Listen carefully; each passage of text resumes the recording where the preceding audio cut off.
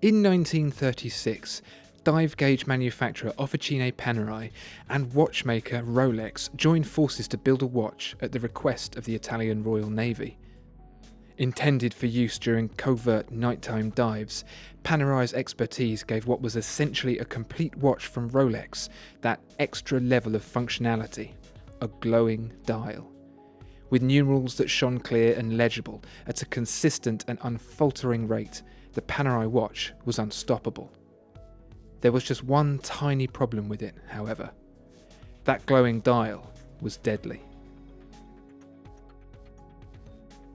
With Nobel Prize winner Marie Curie's discovery of the material radium in 1898 came a widespread fascination with the stuff.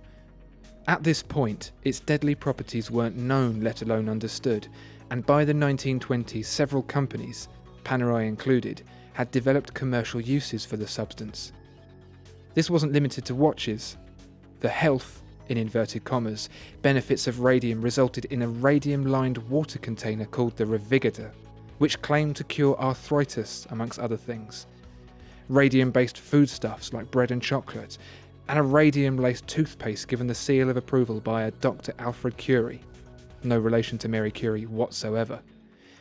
Clinics and spas were dedicated to the supposedly curative properties of radium. The trademark radium glow was even used in cosmetics and children's toys. Now, radium itself doesn't glow, but its radiation can excite the electrons in a phosphorescent material like zinc sulfide, which then emits energy as light. This was the basis of Panerai's glowing Radiomir paint, which it patented in 1916. Note the Italian for patented, Brevettato, as seen on this Radiomir 685 1938 re-edition. Across the Atlantic in America, meanwhile, and a slew of radium-based paint brands were springing up. Radium was the most expensive material by weight in the world at the time, and the demand was huge. Factories employed thousands of ladies to apply this glowing paint to many different products, including watch dials. When the girls left the factory at night, they themselves glowed. At the time, this was considered a perk. Unfortunately, this lethal phenomenon wasn't fully understood until Marie Curie committed her life, both figuratively and literally, to researching it. Curie in fact coined the term radiation herself, from the Latin radius, meaning ray.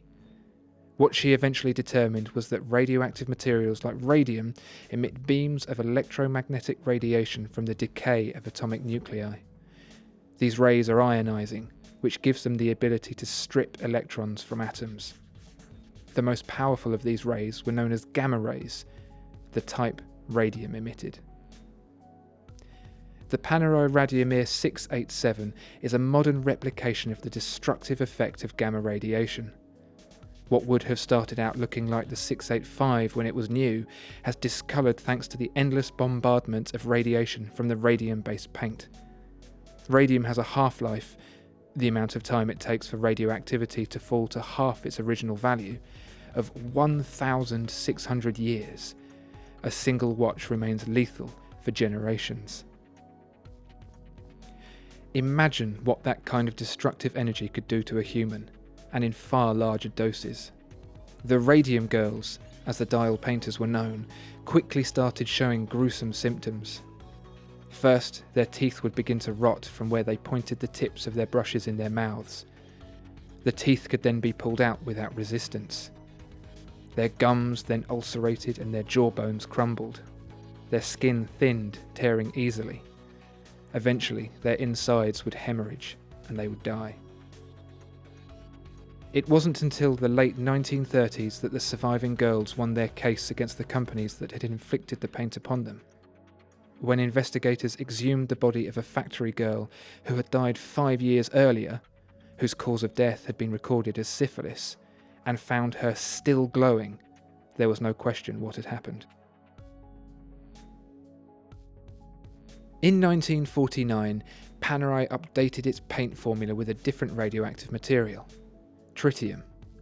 The low-energy beta particles radiated by tritium and its 12.5-year half-life negated the horrendous side effects of the previous Radiomir paint, and its use was continued for decades.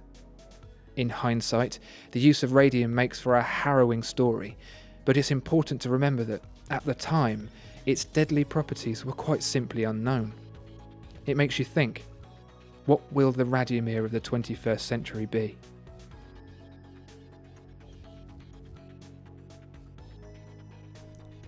Discover more exceptional watches at watchfinder.co.uk. If you enjoyed this video, please like and subscribe. If there are any other watches you'd like to see reviewed, please let us know in the comments below.